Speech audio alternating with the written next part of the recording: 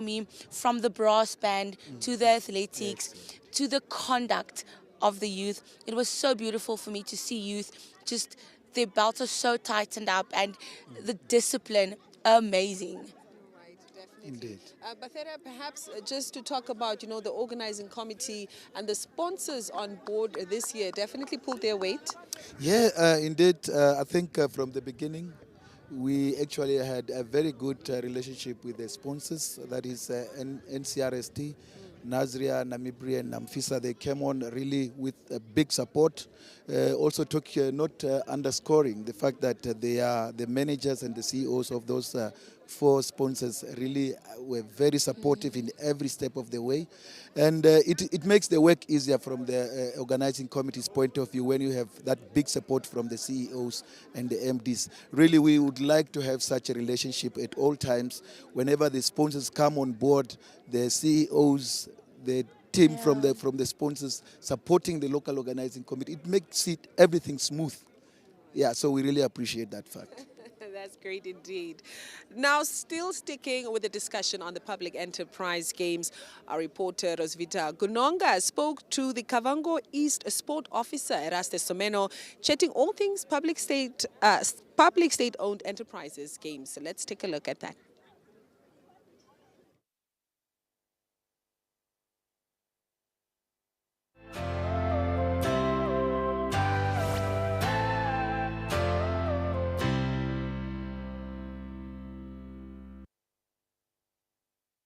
All right, we are unfortunately unable to bring you that insert now, but we will bring it to you a little bit later on. And now we turn our attention to athletics, or we take a quick break and come back to you right after this.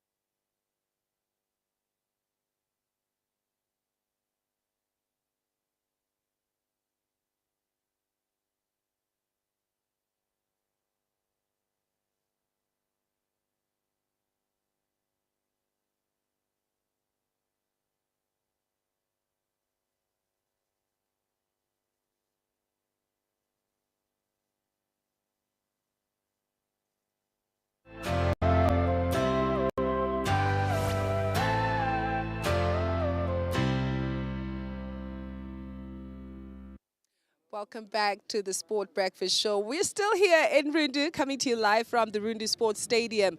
Now, we've obviously made an effort to bring you some of the participants who actually took part in the game, and we're now joined by Ronel Andreas from NSI, who took part in the volleyball games. Good morning, and thank you so much for joining us. Good morning, ma'am, and thank you for having me. Right. Now, Ronel, let's talk about, were you part of the games last year?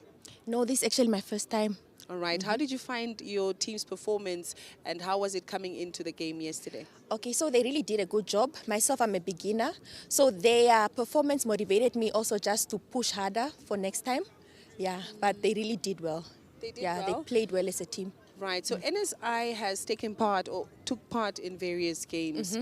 Which other teams were here representing NSI? Okay, so we had a soccer team as well, and they did very well. They tried their best there. And netball and darts. I don't know how, if that's a game. How do you, darts and pool. Yeah. And how would you rate their performance? They all did really well. They were doing very, very well with netball and the darts. I think they progressed, quite well. Everyone else, they did well as well. All right. Now, when you're looking at a challenge, what was maybe the toughest challenge that you faced yesterday that you were unable to maybe go through to the next stage? I think it's because many of us, especially myself, were beginners. So we needed more training and more time. Yeah. But then I really think next games will come like stronger, way stronger. Now, how's the teamwork influenced your team's performances during the game? Do you feel that you lost because the team was not together, or what would you say? No, we definitely didn't lose because of lack of teamwork. We worked very well. Our coach, Otto, he was very patient and very guideful. He guided us very well. So no, we didn't lose because of poor teamwork. Unfortunately, the other opponents were just more, they're more skilled. They're stronger. All right. Now, look, when you go back now and you look at the drawing board, what is the area that you feel that, you know what, we need to improve on this, so that we can come back stronger next year? Confidence and communication on the field. Yeah. Confidence And communication on the field while playing the game amongst each other, just to coordinate better. Now, what would you say about the overall organization of the games? Are you happy with the teams treated well, with, maybe just in terms of communication given out to teams? What would you say about the overall organization? I think it was quite organized. Yes, there were a few setbacks because, for example, the soccer team had to play 4 matches yesterday, and 2 of them were moved, not yesterday, but the day before, and then 2 of them were moved to yesterday. But other than that, it was quite well organized, and they had good sound system, so they could announce and everybody could hear when they should be on the field. So it wasn't bad. All right, Menete, maybe just your assessment on what Ronel shared here. It's very interesting for me to hear. Actually, first of all, congratulations to you being here for the first time. Thank you. But it's very interesting for me to hear Ronel speaking about the expectation for next year already.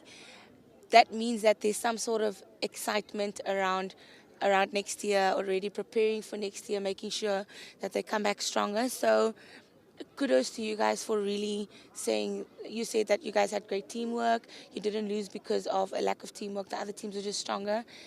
So that means they obviously know where to go back to, what to work on, come back stronger, and put up a better fight for 2027. I think it's also, as you mentioned, the organizing was done pretty well. That just goes to show that it sparks an intriguing factor for what lies ahead. So I'm really happy that NSI could be here. I watched some of the netball matches as well. They performed really great. Another team that actually I did not think would stick their neck out so high and perform at that caliber of netball. But other than that, I really think overall, from what was mentioned, the organizing, hats off to the organizers. Now, Ronel, just before we let you go, what do you have to say about some employees that would say, you know what, sport is not even a big deal. Come on, it doesn't matter. What is your message to those people? Okay, so I was one of those employees. So you were guilty. Yes, I was one of those employees, and I can say that actually just putting yourself out there and trying something new like a sport game now, it's really something nice. I can tell you, it's something nice. You will enjoy it. You get so much out of it aside from just playing sports. You get team members, you get people that you can now surround yourself with, I guess. Like your community is becoming bigger. Yes. So, yeah, join. It's fun. Yeah. And you might not get it right the first time, but you get it right eventually. Yeah, it's fun. Right. Thank you so much for joining us, Ronelle. Okay, thank you for having And me. congratulations on joining. And never stop again. Yes, I'll try not to. Right. We take another break and bring you more interviews and views right here on the Sport Breakfast Show.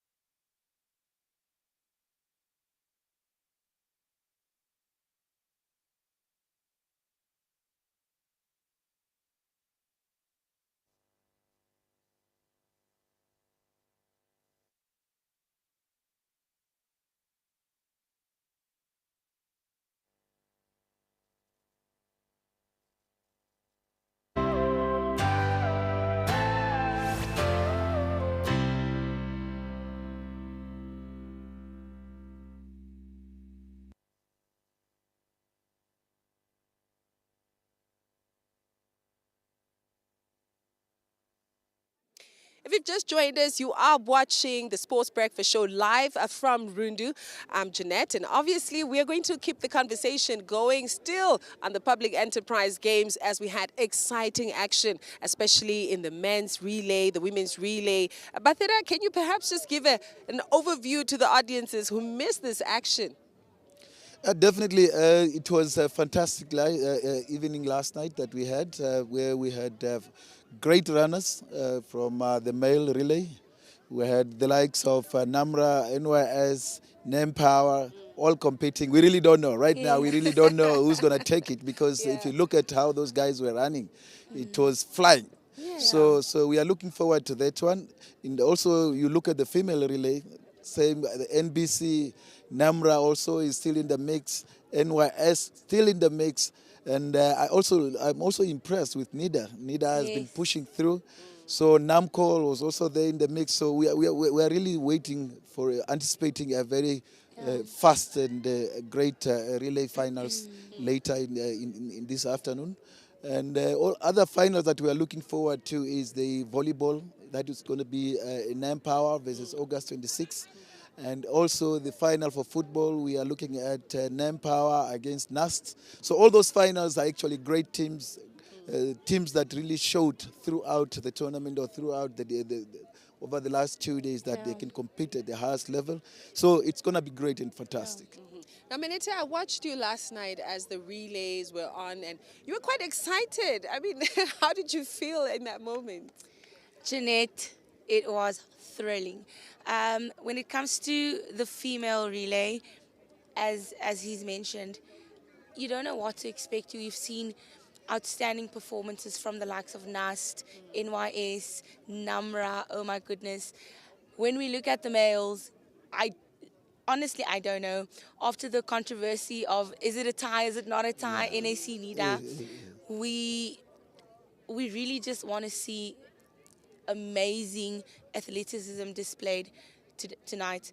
And also, we've seen over the couple of days, it doesn't matter whether it's just the group stage, the inclusivity is crazy. So I'm excited to see how everyone's going to come together at the end of the day for that final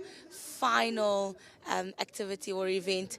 And and then we call it for the PE Games. All right, thank you so much for, just dissecting on that public enterprise games. Now we turn to rugby, where the domestic league returns this weekend with following last week's exciting action involving the Velvetiers. Now there's plenty to look forward to, with several key fixtures taking place across the capital as teams look to build momentum in the competition. Now for a closer look at what has been transpiring there at the NRU, we'll now cross over to CJ to give us that update. Good morning, CJ.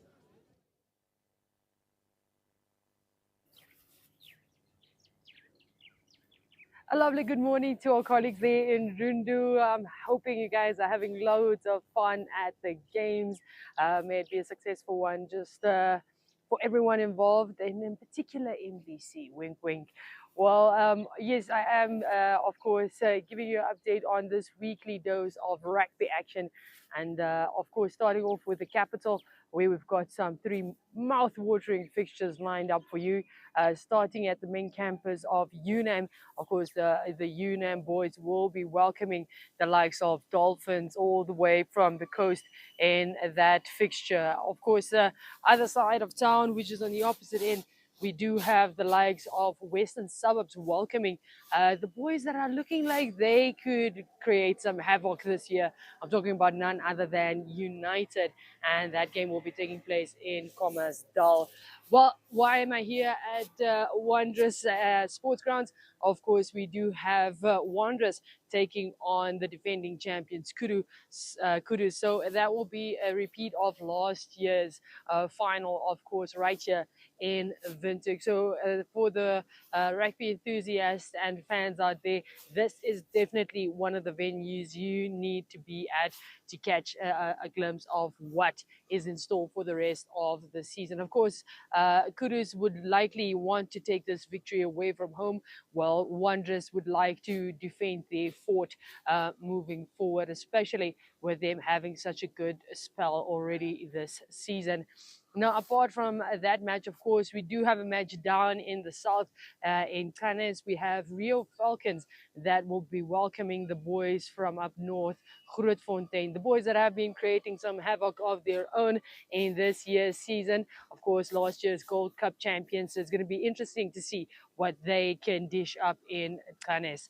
Well, apart from that, we also have the ladies that will be taking to the field, and that will be right here at the Wanderers Sports Grounds, where we do have Wanderers taking on the Coastal women's side ahead of that Wanderers Kudus fixture. So mouth-watering fixture all around.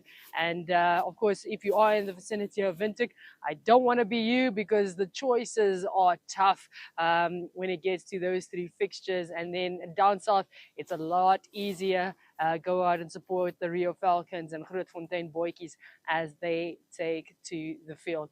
Well, that is it. Of course, South Africa will also be in action later today. So make sure you keep tuned and keep an eye out on our social platforms as we keep you updated in the world of sport. That's it from us here in Windhoek. It's back to you guys in Rundu. All right. Thank you so much for that update from Windhoek, CJ. Now, Menete, Wanderers versus Kudus is undoubtedly the standout fixture this weekend. What makes this matchup so intriguing? Jeanette, everyone knows when you speak rugby, you tickle my fancy. So Yeah. we've obviously seen Wanderers coming out at the top. They've topped the table and then they dropped to second. Kudus, I believe, in fourth place. I am excited to see Kudus again defend their title. I've said this before. They might not always travel well, but I would want them to put up a fight today. Wanderers is not going to let it go easy. With all the national call-ups, we're not sure what the teams look like right now. We're not sure what the lineups are going to look like. However, I think Kudus always finishes a match quite well, as opposed to other teams. Um, Wanderers, on the other hand, very high endurance and determined team. They've got some great skippers, and it would be exciting for me to see what the two table or the log standing difference could look like in such a collision. Yeah. Now, obviously, looking beyond the headline fixture, what other matchups would cause some upsets? Well, again, United, as CJ mentioned, looking really great this season. They look as if they can cause some havoc against Wanderers and Grootfontein. It's exciting for me to see that the NRU Premier League Rugby League has been taking some sort of shape. I would definitely want to see Dolphins versus UNAM, and Dolphins putting up a fight. I would want to see Dolphins really sticking out their necks today. UNAM is hungry. They've not been performing very well this season, so they would want to prove a point today. All right. Thank you so much. Now, Namibia's top lawn bowls clubs are preparing for a decisive weekend in Windhoek as the National Bowls League reaches its conclusion. Now, with the championship title on the line, teams will battle it out today and tomorrow to determine this year's National League winners. Now, Colin Peake joins us now with the latest update from that side. Morning, Jeanette. Morning, Namibia. Thanks for the question. So today we will be having, today and tomorrow we'll be having the final rounds of our National League. Swakop Bowling Club or Bowls Club are obviously doing very well. At the moment they are about 100 points ahead on overall, and they are ahead in every division. But that being said, our scoring system makes it so interesting that they could end up not being winners overall. So our overall sections made out of the men's, the ladies, and we have two mixed disciplines. Um, which Swakop are leading in all of them. But in the men's division, they are leading by about 30. In the ladies division, they're leading by 3. In the mixed divisions, also about 30 in both the divisions. But because of our scoring system, lots of things can change. So it's everything to play for this weekend.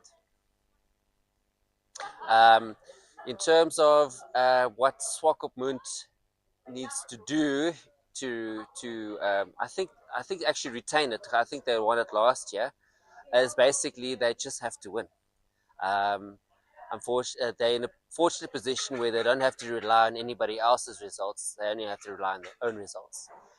The rest of the competition or the competitors have to rely on them failing and then themselves doing well. But bowls is a funny game, so anything can happen. In terms of the makeup of the teams, Swakop they've got a very, very strong team. They've got lots of experienced athletes that have represented on various levels. Number Park are still, their membership is, they've been a long-standing bowling club, but their members are still quite green, except for my brother Stephen Peak. He's been playing for quite a long time, so he'll be integral to their success, I think. But he also he gets the best out of his team, and his team are very proficient. They're very good, actually. The ladies in Number Park also very green. I think most of them are playing less than 5 years, but they, with you know, with their inexperience, they'd have nothing to fear. So they want to look out for. Then you got Tusk United Bowling Club. They've got 4 or 5 national bowlers in their mix, so they are also not to be overlooked. Windhoek Bowling Club, their players, they gel in a different way. They're a very, very good team. So they've got every chance of upsetting the apple cart. Tsumeb Bowls Club, I mean, they've got 3 or 4 key players. If they fire, the rest of their players come with them. They can also cause a few things. You can almost set up at every club. My bowling club, Heroes Bowling Club, we've got a couple of national bowlers. Oh, thank you so much for that update, Colin. Now, the Swakopmund Bowling Club heads into the final weekend with a healthy lead across several divisions. Now, what has been, the key to the consistency throughout the season? And do you expect any chasing clubs to mount a serious challenge? I definitely think that the challenge comes from the north, Tsumeb, of course, pressing on the heels of Swakopmund. I love to see the fact that bowling has been decentralized and it's really gone to the coast. It's gone to the north as well. But for Swakopmund heading into the finals, what sets apart a team or a team from just being top of the table and winning the final, I think, is how to finish strong. So I don't think they should just rest, sit back, and settle on the fact that they're on the top of the table, but definitely try to finish as strong as possible because, as we've seen, Tsumeb is on their heels. Now, Menete, beyond deciding this year's champions, what does a strong finish to the National Bowls League mean for the continued growth and profile of lawn bowls in Namibia? Jeanette, I've mentioned it before. Development, development, development. It shouldn't just end with the league coming to an end, but I think they should definitely host some smaller tournaments. They should definitely see how they can pull in some grassroots on that level, stream it into the schools, close the gap between club level and the schools. And I promise you, the league will become something that we can look forward to every single year. All right. Now we bring you more updates right here on the Sports Breakfast Show. Do stay tuned, please. Don't go anywhere.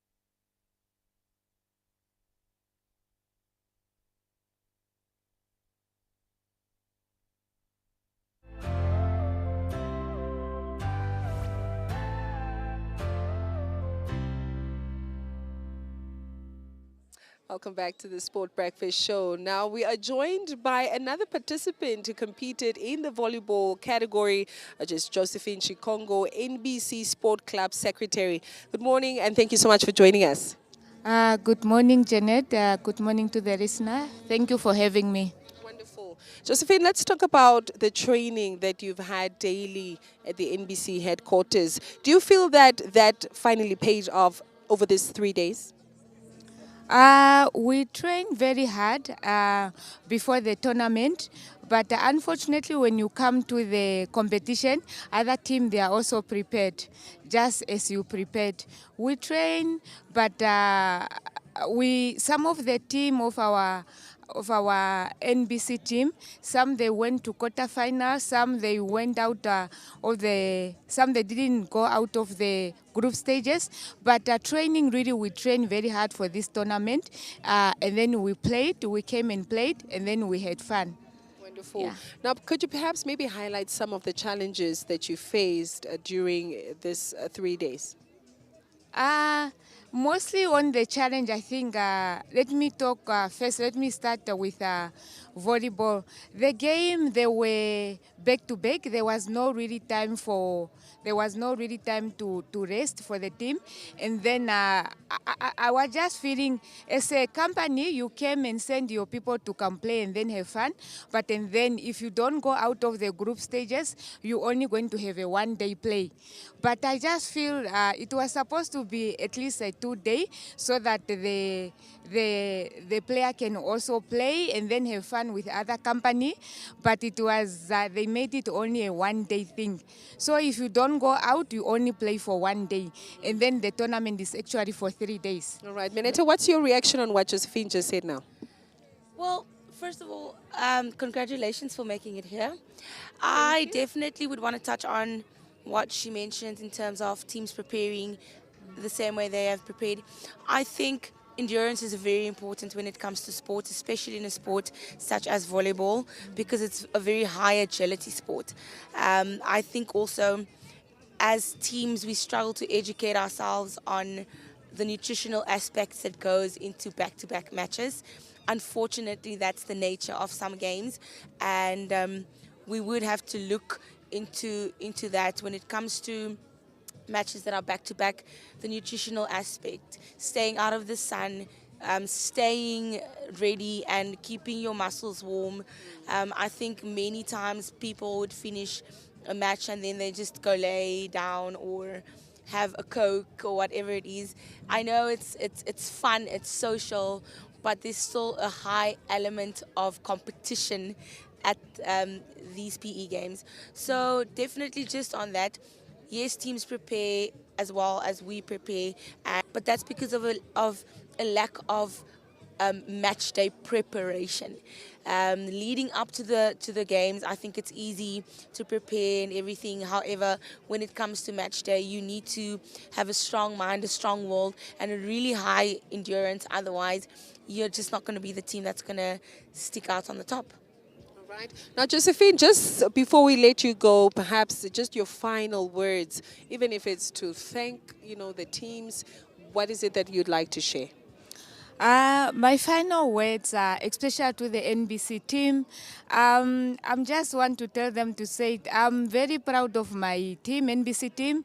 They came, they played, we fought very hard, and then let me say that like the tug of war, they went out of the quarterfinal, and then pool just today they went out at the knockout stages, and then we have our new baby in the block, the NBC Running Club. They are on the relay. They are today. They are through to the finals. I'm very proud of them. So let's come and support them when they are playing. Not only them, but the whole people which made it to the final.